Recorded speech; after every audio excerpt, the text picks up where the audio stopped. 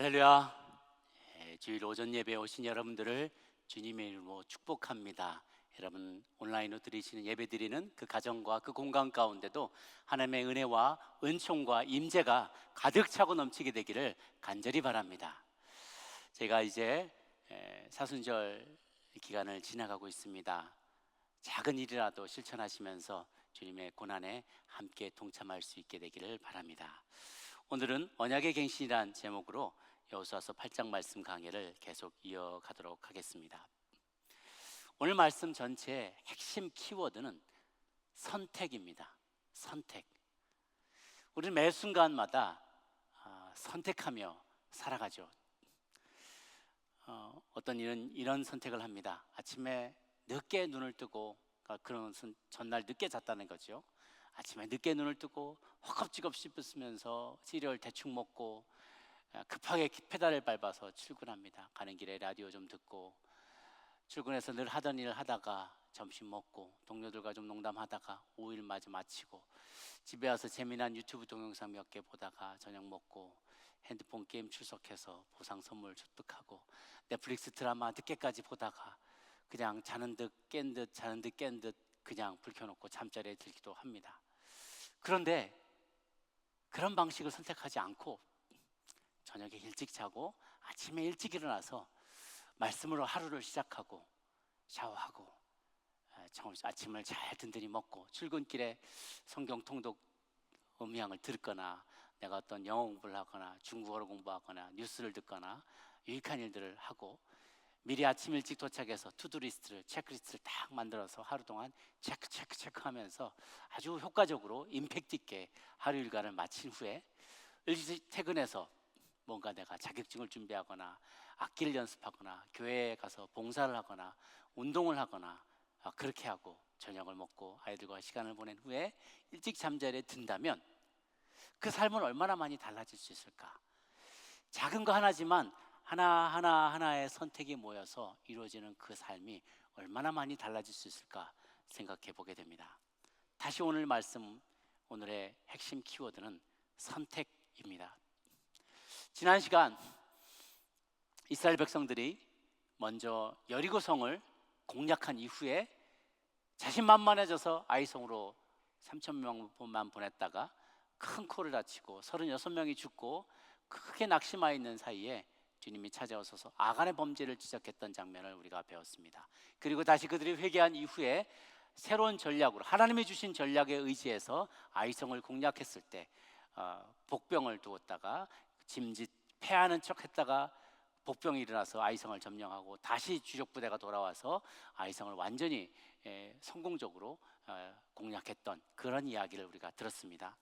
그 이후에 여호수아는 모든 백성을 이끌고 북상하여서 세겜 지역에 모이게 합니다.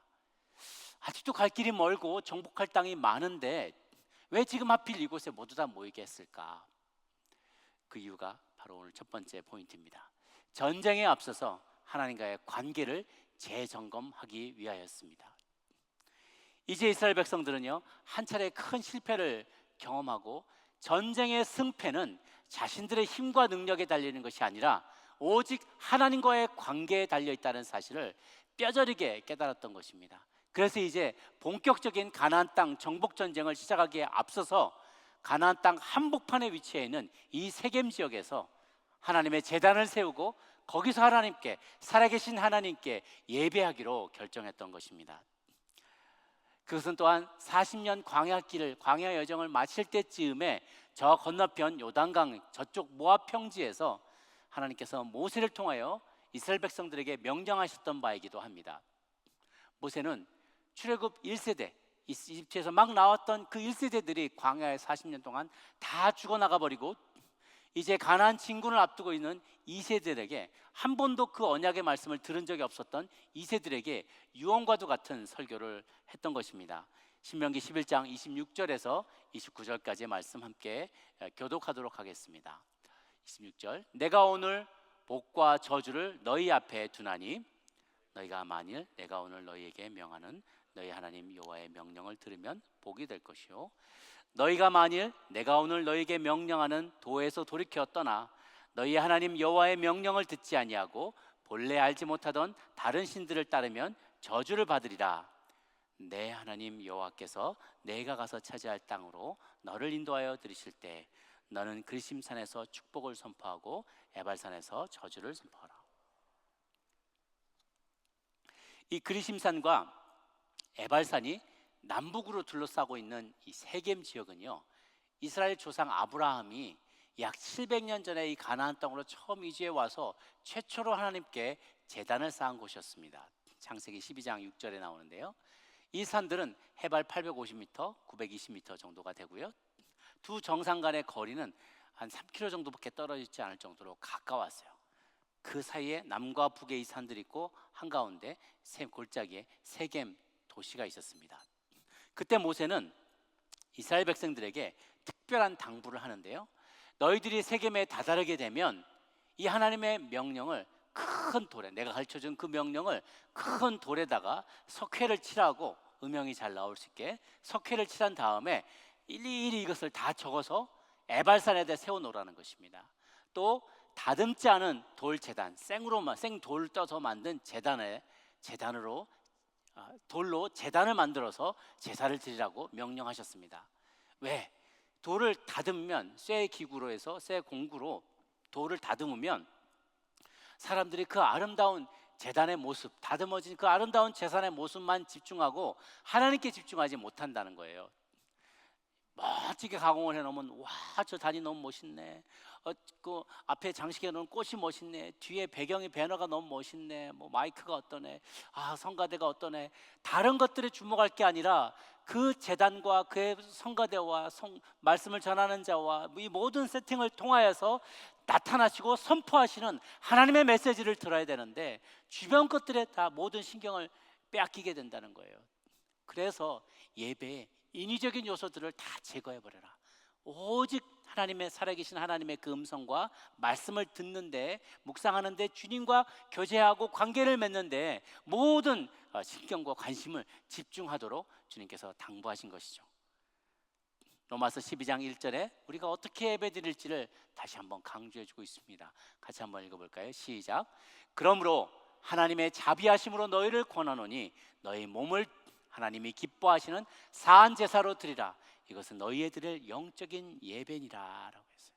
우리 자신을 산 제물로 드리도록 하나님 앞에 나아가야 되는데 다른 것들이 집중하면 안 된다는 것이죠. 또한 모든 율법을 돌에 기록하라고 했습니다. 이것은 하나님의 말씀을 쉬 잊지 말고 볼 때마다 명심하라는 뜻인데요, 뿐만 아니라 우리 하나님의 말씀은 광야 때에만 유효한 것이 아니라 이제 새로 들어가게 되는 그 가나안 땅에서도 여전히 하나님의 통치가 분명히 임하고 있다는 사실을 가시적으로 보여주기 위해서 이 돌로 만든 이 석비에 다 새겨 넣으라는 것입니다. 말씀을 돌에만 새길 것이 아니라 너의 마음판에도 새겨라. 잊지 말고 기억해라. 그리고 나서 가나안 땅 정복 작전에 들어가라 라는 하나님의 명령이었습니다. 미국에서 대통령이 새롭게 취임할 때마다 하는 의식들이 있습니다. 가장 먼저는 취임식 날 아침에 교회에 가서 하나님 앞에 예배를 드립니다. 그리고 국회의사당 앞으로, 국회 앞으로 이동해 와서 연방 대법원장의 인도에 따라 성경에 손을 얹고 선서합니다. 나라를 잘 이끌어갈 수 있기를 엄숙히 선언하는 거죠. I do solemnly swear that. I do solemnly swear. 아주 엄숙하게 내가 선언합니다. 나는 미국 대통령의 직무를 성실히 수행할 것과 최선을 다해서 미국 헌법을 보존하고 보호할 것을, 그리고 그것을 지킬 것을 엄숙히 맹세합니다. 그리고 나서 정말 은혜가 되는 말을 한마디 해요. So help me God. 그러니 하나님이여 나를 도와주소서. So help me God. 나는 인간에 불과합니다. 나는 이 직분을 성실히 수행할 능력이 없습니다. 미국 헌법을 보존하고 국민들을 지킬 수 있는 그 능력이 내게 없습니다. 무엇보다도 나의 욕망으로부터 나의 직분과 나의 사명을 지켜낼 그런 능력이 없습니다. 그러니 하나님이시여 나를 도와주옵소서. 그렇게 선서하는 것이죠. 물론 우리가 그 대통령처럼 엄청나게 중요한 일을 맡은 그런 사람이 아닐지 모릅니다. 그러나 우리 모두는 주님 나라 안에서 각자의 분량대로 믿음대로 사명과 소명을 받은 사람들입니다. 그렇기 때문에 우리는 매일매일 영적 전쟁을 싸워 나가야만 하는 거죠. 그러기 위해서 하루를 시작할 때 중요한 일들을 미션을 시작하기 전에 가장 먼저 하나님 앞에 나아가 그분의 음성을 듣고 그분과의 관계를 재확인하며 언약을 갱신하고 나아갈 필요가 있는 것입니다. 제가 존경하는 어떤 선배 목사님이 어린 시절부터 그런 것을 훈련했다고 그래요. 부모님이 참 믿음 생활 열심히 하시는 분인데 그걸 보고 자기도 뭔가 아침에 시작할 때는 하나님을 만나고 나가야 된다는 그런 생각이 어린 마음에 들었대요. 초등학교 때부터 학교 갈 때 무슨 새벽 예배를 지킨 것도 아닌데 가방 메고 쫄래쫄래 교회 가가지고 하나님 나 왔어요. 학교 다녀오겠습니다. 그리고 가서 또 학교 생활하고 그리고 돌아왔다는 거예요. 매일 아침마다 그걸 했대요. 그 어린 아이가 가방 메고 가서 하나님 앞에 신고하고 내 하루를 잘 시작하는데 하나님 나 좀 잘 지켜주세요. 우리 관계 좋은 거죠? Are we good? Are we good? 그러면서 Am I good to go? 그러면서 오늘 하루 이렇게 잘 시작할 수 있도록 하나님 지켜주세요. 무슨 새벽 예배에서 막 1시간씩 기도한 거 아니에요. 그냥 어린 마음에 하나님의 나와 친구 되신 분이고 늘 나를 지켜주시고 나를 인도하신 분인 것을 인정하고 하루를 시작한 거예요. 하나님께서 그 영혼을 늘 지켜주셨죠. 하나님께서 놀라운 은사도 많이 주시고요, 많은 병든 자들 치유하시고 참 많은 귀한 일들을 지금도 하고 계십니다. 하나님께로 나아가십시오. 모든 일을 시작하기 전에, 중요한 일들을 시작하기 전에 하나님께 나아가 그분과의 관계를 확인하시고 여러분께 주어진 그 일을 시작하시기를 바랍니다. 두 번째, 에발산에서 죄를 회개하라는 것입니다. 모세는 백성들에게 더 특이한 주문을 합니다. 그것은 12지파를 양쪽으로 나눠서 반반 나눠서 절반인 6개 지파가 곧 시몬, 레위, 유다와 이사갈과 요셉과 베냐민을 남쪽 그리심산에 세우고 나머지 절반인 루벤과 갓, 아셀과 스불론과 단과 납달리 지파를 북쪽의 에발산에서 세우고 난 뒤에 그림심산에서는 축복을, 에발산에서는 저주를 선포하게 한 것이에요. 모세가 이 두 개의 산을 중심으로 저주와 축복을 선포한 의도는 목이 고든 이스라엘 백성들에게 보다 더 축복과 저주를 리얼하게 교육시켜주기 위한 조치였죠. 모세가 북쪽의 에발산에서 외치라고 했던 저주의 내용은 다음과 같습니다. 우상 숭배하는 자는 저주를 받을 것이다. 아멘, 아멘. 부모를 공경하지 않는 자도 저주를 받을 것이다. 아멘, 아멘. 그 외에도 계속 이웃의 경계선을 옮기는 자, 소경의 길을 잃게 하는 자, 경제적인 약자를 억울하게 하는, 괴롭히는 자, 계모와 짐승과 상관하는 자, 근친 상관하는 자, 이웃을 암살하는 자, 뇌물을 받고 죄 없는 자를 죽이는 자, 소경의 길을 잃게 하고 기타 율법의 모든 말씀을 실행치 않는 자들은 저주를 받을 것이다 라고 얘기할 때 백성들은 아멘, 아멘 하고 답해야만 했던 것이죠. 율법의 모든 말씀을 기록한 돌비를 왜 특별히 저주의 상징인 에발산에 세우게 하셨을까요? 왜냐하면 우리는 늘 그 말씀을 어기는 것이 우리의 일상이라는 거예요. 늘 하나님의 말씀에 불순종하고 죄 짓는 우리들이기 때문에 그 우리의 형편과 상황과 우리의 기질을 너무나 잘 아시는 주님께서 너희들은 어쩔 수 없이 에발산에서 시작해야 된다. 너희들은 지금 서 있는 데가 에발산이다. 그러니 거기서 불순종할 때 얼마나 큰 저주를 받게 되는지 스스로 고백하고 대신 그곳에서 희생 제사를 주님 앞에 올려드림으로 말미암아 용서받고 그리심산으로 옮겨오라는 거예요. 그래서 그곳에서 번제와 화목 제물을 제단에 드리도록 주님께서 명령하였습니다. 저주받은 인생이지만 에발산에서 하나님의 죄의 지적을 받게 될 때 그 지적을 달게 받고 통에 자복하며 주님 앞에 나오게 되면 치유와 회복의 역사를 허락해 주시겠다는 약속의 말씀이었습니다. 사랑하는 여러분, 우리는 에발산에서 시작할 수밖에 없습니다. 그러나 에발산에서 정직하게 우리의 죄를 고백하고 주님의 도우심을 받을 수 있게 되기를 바랍니다. 세 번째, 이제는 그리심산에 서는 자가 되라고 주님은 말씀하십니다. 그리심산에 서게 되는 자들은요, 말씀에 순종하는 자들입니다. 말씀에 순종할 때 내가 너에게 이런 복을 주리라 라고 약속할 때 그들은 아멘, 아멘 하면서 화답하게 되었던 것입니다. 하나님께서 그리심산에 있는 자들에게 복을 주시겠다고 했어요. 복이란 단어는 잘 파자를 해보면은 이런 뜻을 알게 됩니다. 부수가 이제 보일 시자, 한 일자, 입구자, 밭전자인데요.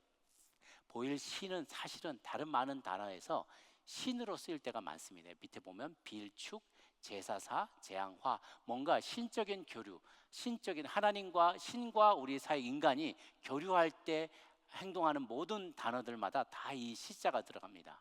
보일 시자. 그래서 신을 상징하는 것이고요. 하나와 입은, 입 하나는 사람을 말하는 상징하는 겁니다. 밭은 어떤 소유물을 말하는 것이죠. 그래서 신이 사람에게 수여한 어떠한 밭, 준 것, 이런 것을 말할 때 복이라고 옛사람들은 표현을 했던 것 같습니다. 아무리 옛사람들이라도 각자의 행불행과 인간의 행불행과 소유의 다소가, 그리고 오래 사느냐 적게 사느냐 장수 여부가, 모든 것들이 다 복의 여부는, 이 복에 대한 모든 것들은 다 하늘로부터 말미암다는 것을 옛사람들도 다 알고 있었어요. 하나님께서 주시는 복의 내용은 이것과 같았습니다. 하나님의 말씀에 순종하면 너희는 모든 민족 위에 뛰어나게 해줄 것이다. 성읍이나 들판에서도 들어오거나 나가서도 너희는 다 복을 받을 것이다. 너희 자녀뿐만 아니라 너의 가축이나 심지어 떡반죽에도 복을 받게 될 것이다. 적군들이 너희를 치러 한쪽 길로 공격해 오더라도 7길로 도망가게 될 것이다. 세계 만민들이 너희를 두려워하게 될 것이며 너희는 머리가 되고 꼬리가 되게 하지 않게 하실 것이다. 내가 너희에게 그와 같이 만복을 내려 줄 것이다. 아멘, 아멘, 아멘 하면서 6지파가 거기에 화답했다는 거예요. 지금도 야곱의 우물이 있는 그 세겜 지역으로 가게 되면 참 많은 성지 순례자들이 찾아오게 됩니다. 그런데 야곱의 우물은 많이 보면서 그리심산과 에발산은 잘 눈여겨보지 않아요. 그런데요, 그 산들을 보면요, 한눈에 봐도 두 산은 너무나 차이가 납니다. 남쪽에 있는 그리심산, 북쪽에 있는 에발산. 남쪽에 있는 그리심산은요, 수목이 울창합니다. 그런데 저주받았던 에발산은요, 민둥산이에요. 나무가 거의 없어요. 같은 돌산임에도 불구하고 오늘날까지 이렇게 확연하게 차이가 나게 되어 있습니다. 이 두 개의 산이 이스라엘의 중심에 위치해 있듯이 모든 성도들의 삶의 중심에도 말씀이 있어야만 합니다. 그 말씀에 순종하면 복을 받고 불순종하면 아무런 소출을 낼 수 없다는 것이 오늘 본문의 말씀의 핵심입니다. 하나님 앞에서 성도들은요, 오직 한 길을 선택해야만 합니다. 어중간하게 중간지대, 회색지대에 머물러 있을 수 없습니다. 오늘날 너의 섬길 자를 택하라. 오늘 양자택일해야만 한다는 것입니다. 중간에 머물 수 있는 사람은요, 궤를 맨 제사장들밖에 없어요. 아무도 그 자리에 설 수 없습니다. 제사장들은요, 에발산에 서 있는 사람들에게 당신들의 그 모든 죄를 하나님 앞에 지고 나아가라라고 호소하면서 그들의 제신하여 짐승을 잡고, 그리고 하나님께 용서를 구한 다음에 그들을 그리심산으로 옮길 수 있는 사명을 감당하는 자들이기 때문에 그 사이에 서 있는 것입니다. 그 외에는 어느 누구도 중간에 설 수 없습니다. 생명이 아니면 죽음을 선택해야 합니다. 복이 아니면 저주를 선택해야 합니다. 순종이 아니면 불순종을 선택해야만 합니다. 믿는 자는 그래서 매일 매 순간마다 두 사이에서 선택을 내려야만 합니다. 하나님은 우리 인간의 선택과 결단을 존중하십니다. 그리고 바른 선택을 내리도록 주님은 기다리시고 계시죠. 하는 말씀에 두 가지 반응밖에 없습니다. 우상을 섬기지 말라. 우상 섬기면 내가 3, 4대까지 보응하겠다. 그러면 에발산의 6지파가 아멘 아멘 합니다. 안식일을 거룩하게 지키라. 내가 1000대까지 은혜를 베풀리라. 그림산의 6지파가 아멘 아멘 합니다.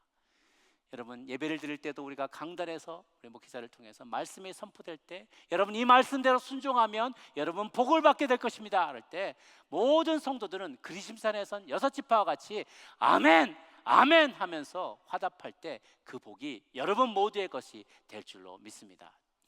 여러분은 지금 어느 산에 서 있습니까? 그리심산입니까? 에발산입니까? 최근에 베스트셀러로 많이 팔리고 있는 책 중에 Atomic Habits라는 책이 있습니다. 제임스 클리어가 쓴 책인데요. 작은 습관들의 힘, 그런 이렇게 번역이 되어 나와 있는데요. 이 첫 장면에 영국의 사이클링 대표 선수들의 이야기가 소개되어 있습니다.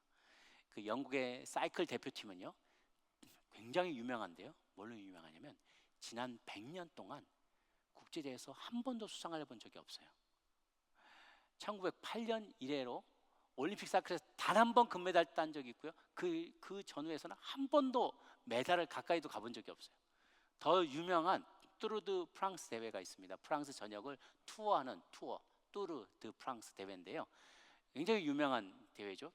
110년간 영국 사이클팀은 한 번도 우승한 적이 없었어요. 얼마나 실력이 형편없었던지 유력한 그 자전거 메이커들이요, 영국 팀들이 당신의 자전거가 굉장히 효과가 유용하고 좋으니까, 튼튼하고 좋으니까 우리가 사겠소 그래도 됐다고, 당신들이 유니언잭 달고 출전했다가 꼴찌하면 우리 회사 이미지 깎아먹으니까 당신들한테 안 팔겠다고 거부를 하기도 했대요. 얼마나 이런 수모를 당했는지 모릅니다. 안 되겠다 싶어서 2003년에 나라에서 영국 정부가 데이브 브레일스포드라는 사람을 훈련 감독으로 영입을 했어요.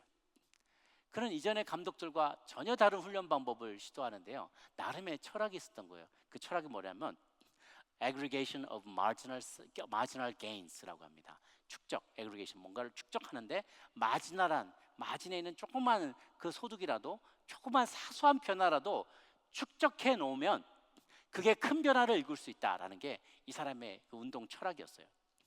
그래서 어떤 훈련을 할 때, 그러니까 이 사이클링에 관련된 모든 부분을 스플릿한 거예요. 모든 과정을. 그래서 어떤 훈련을 할 때 아주 조금이라도 기록을 향상시킬 수 있는 여지가 있는 일이 있다면 그 일을 악착같이 찾아서 실행에 옮기는 것이죠. 자전거 경주와 관련된 모든 활동을 세세하게 나눈 후에 무엇이든지 1%라도 개선할 수 있는 부분이 있다면 그것을 개선하는데 아주 목숨을 거는 거예요. 그래서 처음에는 그게 별로 크지 않아 보여도, 작아 보여도 이 사소한 결정들과 변화들이 하나, 둘, 셋 이렇게 축적되기 시작하면 나중에 그 결과는 엄청난 차이를 만들어낼 수 있다고 그는 주장했던 거예요. 사람들도 처음에는 반신반의했습니다. 그게 뭐 얼마나, 우리 뭐 100년 동안 한 번도 우승 못했는데 그런 거 우리가 한다고 뭐가 달라지겠어요? 냉소하는 사람들도 많이 있었습니다. 그는 전혀 개의치 않고요, 조금씩 바꿔나갑니다. 자전거 안장이 불편해 보이면 그걸 새롭게 디자인합니다. 자전거 타이어에다가 알코올을 바릅니다. 그게 기록을 향상시키나 봐요. 또 이 운동선수들의 근육이 항상 최적의 상태로, 따뜻해서 최적의 상태로 움직일 수 있도록 전기로 히팅이 되는 유니폼을 입힙니다. 그리고 바이오 피드백 센서를 그 옷에 각각에 달아서 각 선수가 특별한 종류의 훈련을 할 때 몸의 각 근육이 어떻게 반응하고 심박수가 달라지는지를 일일이 다 체크합니다, 과학적으로. 또 어떤 종류의 천을 쓸 때 가장 공기 저항이 적은지, 이 에어로다이나믹까지 연구를 하는 거예요. 그리고 그 신소재를 착용하게 합니다. 거기서 끝이지 않고요, 그럼 온갖 종류의 마사지제를 다 테스트해봐서 몸의 근육이 제일 필요해서부터 빨리 회복되는, 어떤 게 제일 빨리 회복되는지 그 젤을 가져다 씁니다. 의사를 심지어 고용해서요, 감기에 걸리지 않게 하려면 어떻게 손을 씻어야 되는지, 최상의 컨디션을 유지할 수 있을지 가르쳐줘요. 각자가 숙면하기 위해서, 경기 중에 숙면하기 위해서는 어떤 매트리스에서 어떤 베개를 베고 자야 할지까지 다 정해줍니다. 심지어는 그 팀이 쓰는 자전거를 경기장까지 이동시킬 때 차량이 있어요. 쓰는 트럭이 있는데 그 트럭의 내부 벽을 다 흰색으로 페인트 칠합니다. 왜? 이 자전거를 굉장히 미세하게 튜닝을 해놨는데 뭔가가 풀리거나 뭔가 잘못되거나 뭐가 부품이 떨어지거나 그러면 흰색 배경에서 이 자전거의 그 윤곽이 잘 보이는 거예요. 그러니까 금방 눈치채고 조치할 수 있게 만들어 놓은 거죠. 모든 걸 그렇게 세세하게 바뀌어놨는데요, 결과는 놀라웠어요. 경악에 가까웠습니다. 브레이슬포드가 감독을 시작한 지 5년 뒤 2008년부터 영국 사이클팀은요, 각종 국제대회를 휩쓸기 시작합니다. 2008년 베이징 올림픽에서 사이클 종목의 달려있는 금메달의 60%를 차지합니다. 4년 뒤에는 더 많이 차지하게 되었어요. 런던 올림픽에서 9개 올림픽 신기록과 7개의 세계 신기록을 수립하게 됩니다. 같은 해 브래들리 위긴스라는 선수는요, 영국인 최초로 뚜르드 프랑스 대회에서 우승을 차지하는 기염을 토하고, 그 다음에는 동료 크리스 프롬이 우승을 하고, 그때부터 계속해서 이어서 영국팀의 연승 행진이 계속됩니다. 6년간 총 5번의 우승컵을 뚜르드 프랑스에서 우승컵을 들어올리게 됩니다.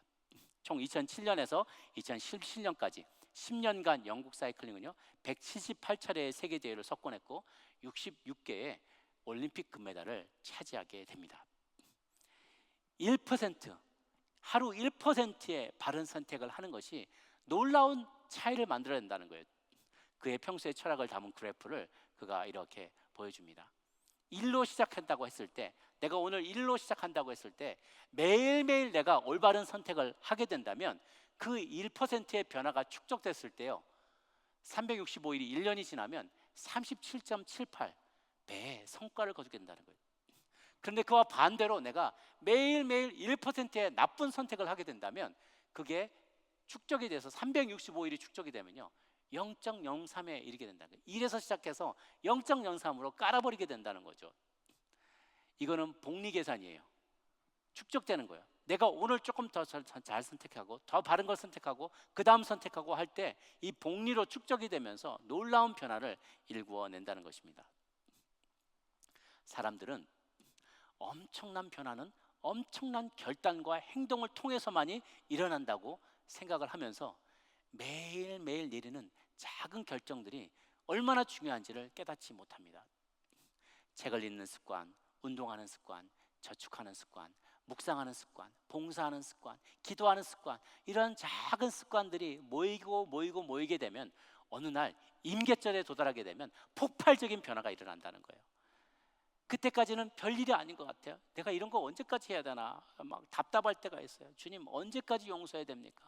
언제까지 내가 기다려야 됩니까? 언제까지 봉사해야 됩니까? 그런데 이것이 쌓이고 되면 언젠가는 정말 하나님이 예비하신 그 시간이 되게 되면 폭발적인 성과를 거두게 된다는 것입니다. 우리가 매일의 삶에서 무심코 내리는 작은 결정은 큰일이 아닌 것 같이 느껴집니다. 작은 죄악, 이 정도 거, 이까이 거 그럼 생각하면서 무시합니다. 그러나 작은 죄악이 쌓이게 되면 나는 결국은 파멸의 에발산을 오르게 될 것이고요. 매일매일의 경건을 연습하게 되면 결국은 성공의 그리심산을 오르게 되는 것입니다. 선택과 결단의 순간은 우리 앞에 늘 놓여 있습니다. 인류가 존속하는 한 끊임없이 직면할 이 딜레마의 중심에 우리는 그리심산과 에발산이 놓여 있다는 것을 잊지 말아야 할 것입니다. 말씀에 순종하는 자는 하나님이 예비하신 복을 누리게 될 것입니다. 불순종하는 자는 에발산에서 하나님이 예비한 그 저주 가운데 고통을 당하게 될 것입니다. 오늘 여러분은 어느 산에 서기를 원하십니까? 결단하시는 여러분 되시기를 바랍니다. 여러분 모두가 그리심산에 서 있는 축복의 지파가 되어서 늘 하나님의 은혜와 주님의 축복을 바라보며 또 하나님께 온전한 예배를 드리는 주님의 백성 되시기를 주의 이름으로 축원합니다. 기도하겠습니다. 좋으신 하나님 아버지, 우리는 매일매일마다 결단의 순간을 맞이합니다. 오늘 내가 무엇을 선택하는지에 따라서 1년 뒤, 5년 뒤, 10년 뒤, 그리고 우리의 생을 마칠 때 우리의 삶의 주소가 바뀌어져 있을 것입니다. 우리의 좌표가 바뀌어져 있을 것입니다.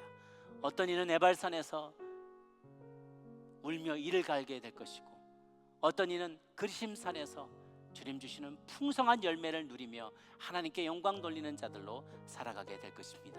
하나님, 매 순간 매일 아침마다 모든 일들을 시작하기에 앞서 하나님과의 관계를 재점검하는 저희들이 되게 도와주옵소서. 에발산에서 시작했을지라도 그리심산에서 맞설 수 있는 인생이 되게 하여 주옵소서.